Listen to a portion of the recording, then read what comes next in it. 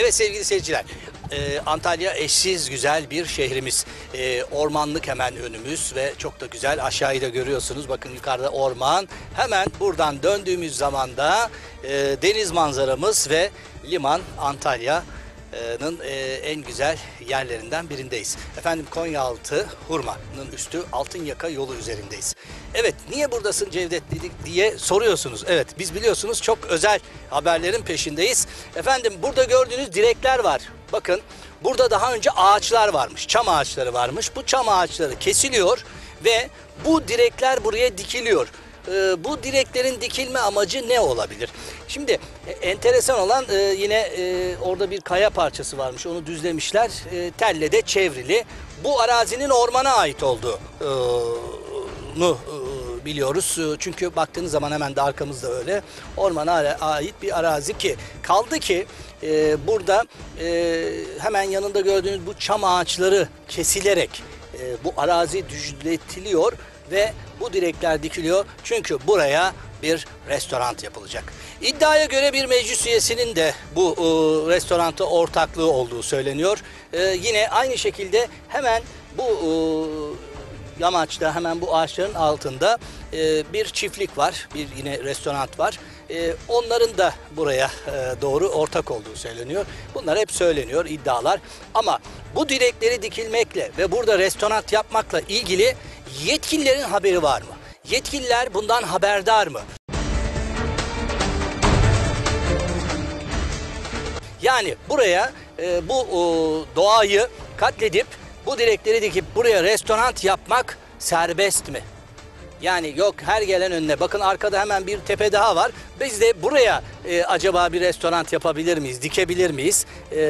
Oraya da ağaçları oradan kesip bir restoranda biz mi yapsak, o tepeye çıksak diye düşünüyoruz. Yani acaba sahipsiz mi Antalya'nın bu güzellikleri?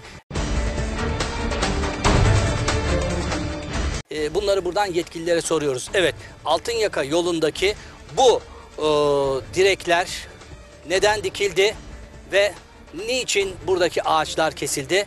Biz buranın yetkililerine soruyoruz. Evet sevgili seyirciler, burada bu demirlerin takılı olduğu yerde yani daha önce büyük bir kaya var. Bakın o kayayı, dağı parçalamışlar, aşağı atmışlar. Resmen doğayı katlediyorlar. Görmüş olduğunuz gibi atılmış ve bu arada tabii Konyaaltı Belediyesi'nin çöp konteyneri de aşağıya düşmüş. Bakın şurada göstereyim, hemen kameraman arkadaşımı yönlendirelim. Gördüğünüz gibi o da orada işe yaramaz bir halde. Konyaaltı Belediyesi'nin çöp konteynerinde aşağıya salmışlar. Burada bu inşaatı yaparken, kırar, döker ve keserlerken şu anda burası yeşillik orman arazisi. Ormana yani orman müdürlüğüne bağlı. Fakat tabii ki sanırım burayı kiraladılar mı? Nasıl yaptılar bilmiyorum ama orman müdürlüğüne soruyoruz buradan. Siz burayı verdiğiniz, kimlere verdiyseniz buradaki bir daha kaya parçasını yok edip, buradaki ağaçları yok edip burayı restoran yapın diye mi verdiniz?